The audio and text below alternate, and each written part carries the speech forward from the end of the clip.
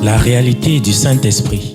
Le Saint-Esprit de Dieu est peu connu par les chrétiens parce que plusieurs ne l'ont pas encore revêtu et même pour ceux qui l'ont revêtu, il demeure un mystère. La lecture de ce livre vous permettra de le revêtir, de connaître son langage et de découvrir les mystères cachés de sa personne. Pour tout contact, appelez au plus 237 678 78 16 21 plus 237 242 0020 09 et il deviendra pour vous une réalité. La réalité du Saint-Esprit, un livre écrit par le révérend pasteur Caleb Ngwa à Tangana.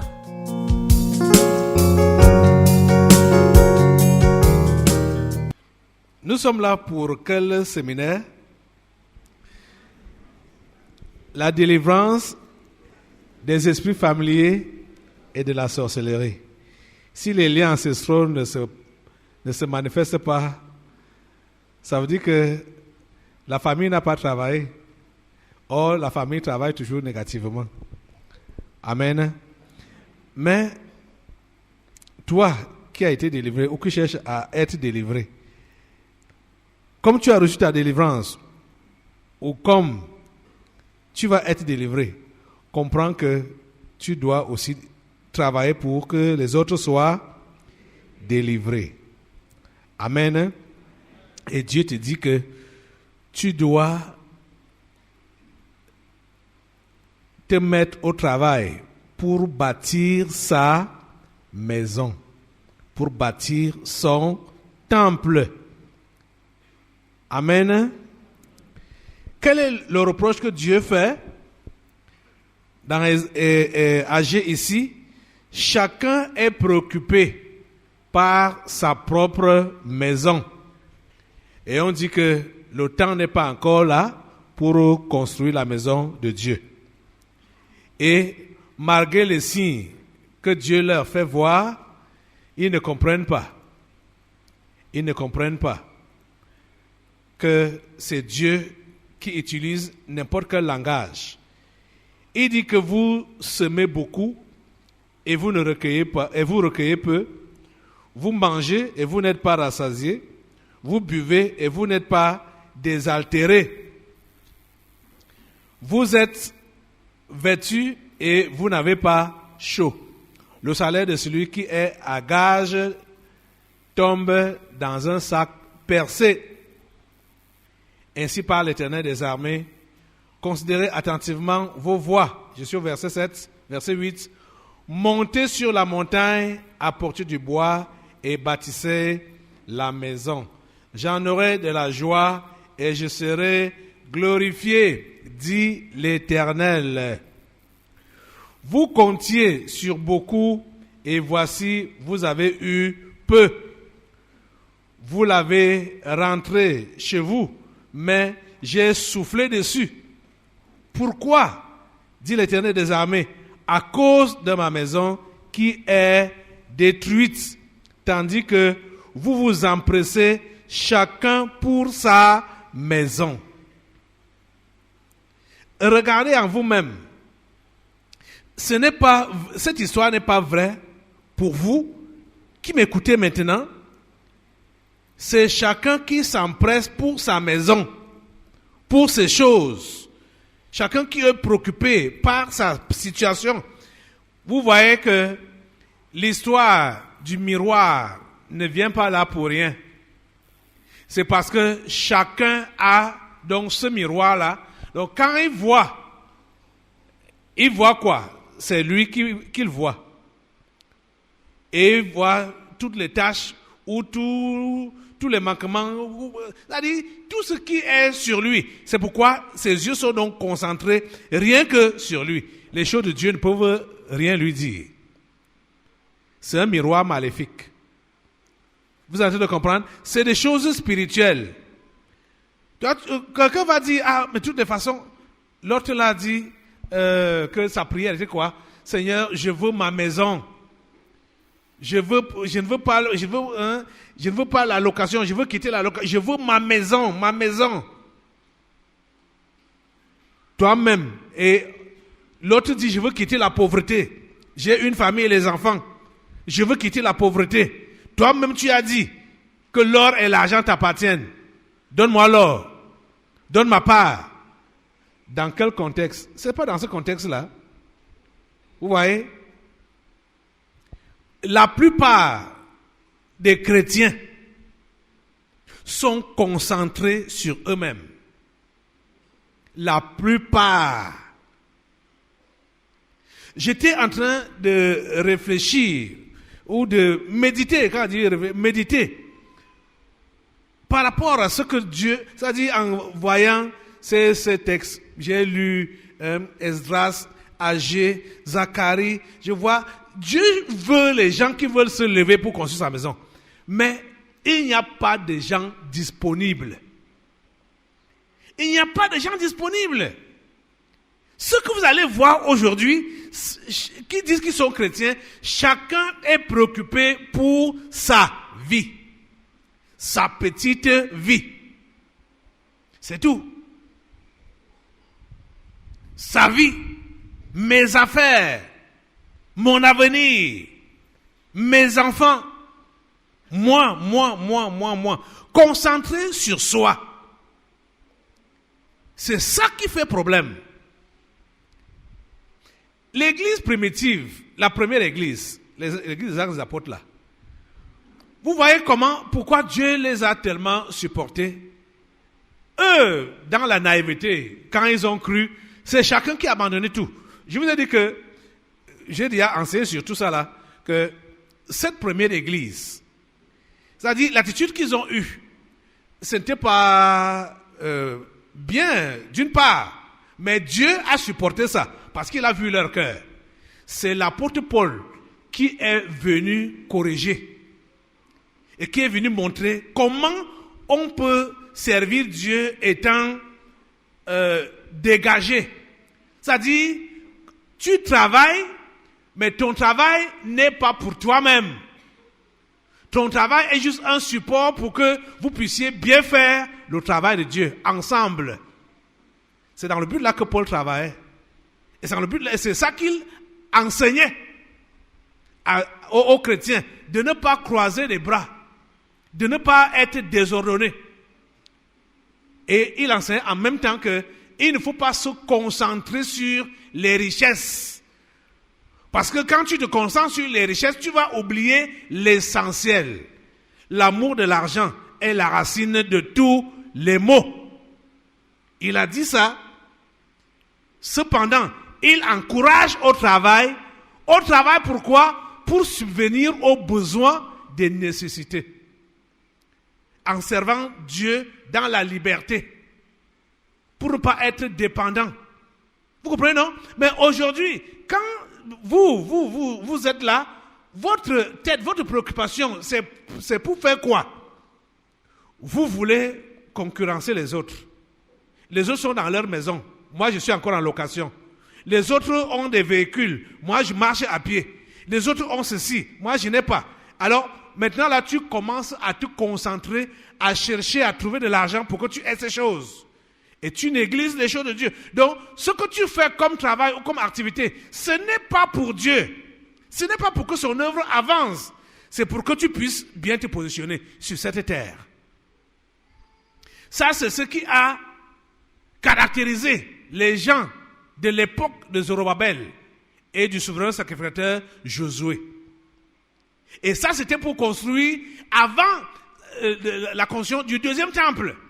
Et vous voyez que c'est ça qui prévaut également aujourd'hui. Regardez, qu'est-ce qui se passe quand l'église est née, le premier temple spirituel a été construit. Les gens étaient engagés, ils attendaient le retour du Seigneur. Là. Et vous comprenez pourquoi le sommeil est encore profond jusqu'à présent? Parce que l'affaire n'a pas fait 70 ans comme à l'époque de ces gens-ci. Parce qu'il y a des gens qui étaient là lors de la construction du deuxième temple, qui avaient vu le premier temple. Ils étaient encore vivants. Vous voyez? Or, est-ce qu'il y a quelqu'un du premier siècle qui est encore vivant jusqu'à présent. Nous sommes déjà à 2013. Je vous dis, nous sommes en 2018. 2018 aujourd'hui. Regarde, il ne peut y avoir aucun suivant parce que aucun humain n'a vécu 1000 ans sur cette terre. Celui qui a beaucoup vécu a vécu 970. Vous voyez, non? Donc, il n'y a aucun suivant, il n'y a personne qui a vu ce qui s'est passé depuis le premier réveil et qui va voir ce qui va se passer ces derniers temps. C'est la raison donc pour laquelle le sommeil est profond. Profond. Profond. Quand on dit même à quelqu'un, il faut se lever. J'avais dit ici, et même lors du dernier séminaire, il faut des sacrifiés. Pas seulement des sacrifices, mais également des sacrifiés. Nous devons comprendre que Dieu nous appelle à être des sacrifices et également des sacrifiés pour les autres. Combattre pour nos frères. Si tout le monde veut se préserver, si tout le monde veut se protéger, si tout le monde veut que l'attention de Dieu soit attirée rien que sur lui, personne ne verra la nécessité de sauver les autres, de se donner pour les autres. Personne ne verra cette nécessité-là. Ma prière est que Dieu nous aide. Il y a quelque chose qui s'est passé avec la construction du deuxième temple. Quand Dieu a vu que le temps était arrivé, il a d'abord fait quelque chose chez le roi de Cyrus, l'empereur. La Bible nous dit que Dieu, allons au verset 1, la première année de Cyrus, roi de Perse, je suis dans Esdras, le premier texte, la première année de Cyrus, roi de Perse, afin que s'accomplisse la parole de l'Éternel prononcée par la bouche de Jérémie, l'Éternel réveilla l'esprit de Cyrus. Vous avez vu le verbe là? C'est quel verbe? C'est quel verbe? Et qu'est-ce qui est réveillé? Ce n'est pas le corps, c'est l'esprit. L'être qui est à l'intérieur là. L'être là dort chez beaucoup de chrétiens. Si notre esprit n'est pas réveillé, on ne peut pas être attentif aux choses de Dieu. Tu comprends ça? Si notre esprit n'est pas réveillé, on ne peut pas être attentif aux choses de Dieu. Notre prière pendant ce programme va être concentrée sur le réveil de notre esprit. Vous êtes en train de comprendre ça? J'ai dit quoi? Notre prière doit être concentrée sur le réveil de notre esprit. Écoutez, la même chose s'est passée avec les chefs de famille de Juda. Allons au verset 5. Les chefs de famille de Juda et de Benjamin, les sacrificateurs et les Lévites, tous ceux dont Dieu réveilla l'esprit. Qu'est-ce qui s'est passé avec ceux-là? Qu'est-ce qui s'est passé avec eux? Dieu a réveillé leur esprit. Et qu'est-ce qui s'est passé? Ils se levaient donc pour aller bâtir la maison de l'Éternel à Jérusalem. Parce qu'ils ont eu l'esprit réveillé.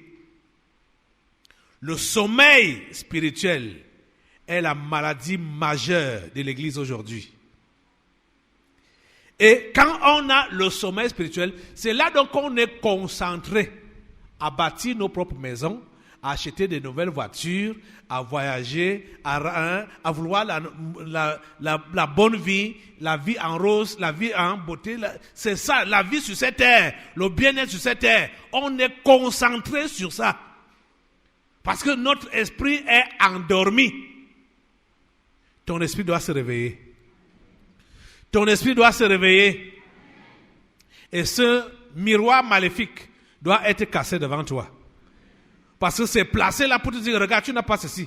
Regarde, tu n'as pas cela. Parce que quand tu vois ça, le miroir est là pour faire quoi? C'est pour voir les défauts. Et essayer d'arranger son corps physique. Hein? Donc, quand le malin place le miroir spirituel devant toi, c'est juste pour te montrer que regarde comment tu es. Regarde, il y a un défaut ici, il y a un manque ici, il y a un besoin ici, il y a ceci, il y a cela. Et tu es concentré rien que sur ça. C'est la vraie distraction. Rien que sur ça. Que le Seigneur t'aide aujourd'hui à avoir l'esprit réveillé. Pas éveillé, réveillé, que ton esprit se réveille du sommeil. Le sommeil spirituel. Tu dois sortir de là. Amen. Tu dois sortir de là. Que le Seigneur touche ton esprit. Que le Seigneur réveille ton esprit. Parce que depuis qu'on enseigne, on insiste que cherchez premièrement le royaume et la justice de Dieu. Et toutes ces choses, vous se retenez par-dessus. Un temps là, il y avait l'esprit, toutes ces choses qui venaient successivement aux réunions ici là. Toutes ces choses. Et c'est juste parce que, je ne sais pas s'il faut dire que c'est fatigué ou c'est comment. Parce que les gens sont toujours derrière toutes ces choses. Le conseil de Jésus, de chercher premièrement le royaume et la justice de Dieu, ce n'est pas ça qui les intéresse. Et ils veulent toutes ces choses. Quand il dit même qu'il fait quelque chose pour Dieu, c'est avec réserve ou c'est avec calcul pour dire Dieu, comme j'ai fait ça, j'attends maintenant ma bénédiction. J'attends maintenant ma récompense. J'attends que tu fasses quelque chose pour moi. Comme tu as dit, comme tu as promis, moi voici, j'ai fait non. N'est-ce pas, j'ai gêné, n'est-ce pas, j'ai évangélisé, n'est-ce pas, ça fait déjà depuis longtemps que je me suis gardé pour toi, alors bénis-moi. Vous voyez? C'est comme ça qu'ils font. Vous voyez? Et pourtant, on ne peut pas tromper Dieu. Quand Dieu, lui, voit nos motivations, la Bible nous dit qu'il lit les reins. Donc, quand tu as même tes motivations qui sont impures là, Dieu sait qu'à la fin, tu vas lui tendre la main pour dire que Dieu, maintenant j'ai le travail, donne. Donc, ce que tu faisais là, tu ne faisais pas ça avec le cœur. Tu ne faisais pas ça avec le cœur. Vous êtes en train de comprendre? Tu veux que ton esprit soit réveillé? Tu veux que le Seigneur réveille ton esprit? Il t'interpelle, il dit, considère attentivement tes voix. Est-ce que ces choses occupent la première place dans ton cœur? Et regarde comment tu te bats. Comment tu te donnes pour les choses. Il y a même ceux-là. Ils touchent même l'argent. Ils voient même de l'argent. Mais, comme il a dit ici là que vous mangez, vous n'êtes pas rassasiés. Mais est-ce que votre argent là vous a donc rassasié? Est-ce que vous êtes satisfait, vous êtes comblé dans votre vie là?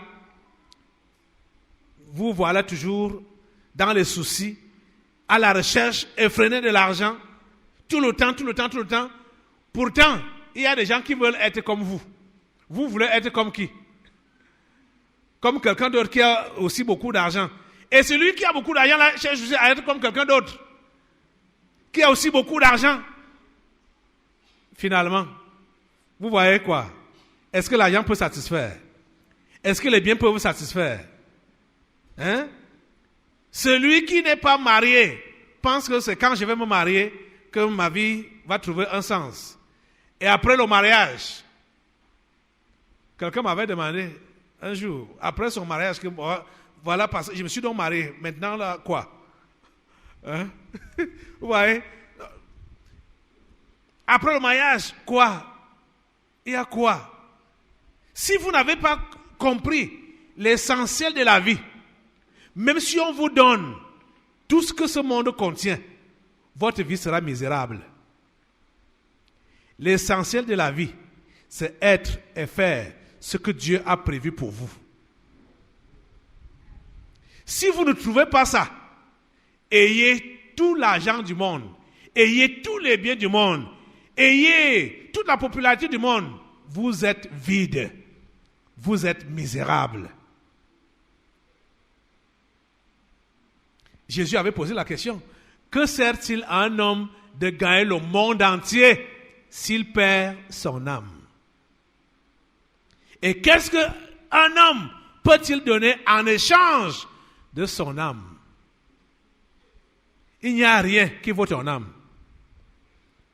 Il n'y a rien qui vaut ton âme. Tu es en train de comprendre ça? Il n'y a rien. Donc ne vends pas ton âme moins cher en courant après le succès, en courant après l'argent, en courant après les choses, en courant après le monde. Ne vends pas ton âme moins cher. Ton âme vaut mieux que ça, plus que ça. Vous avez compris? Dieu dit,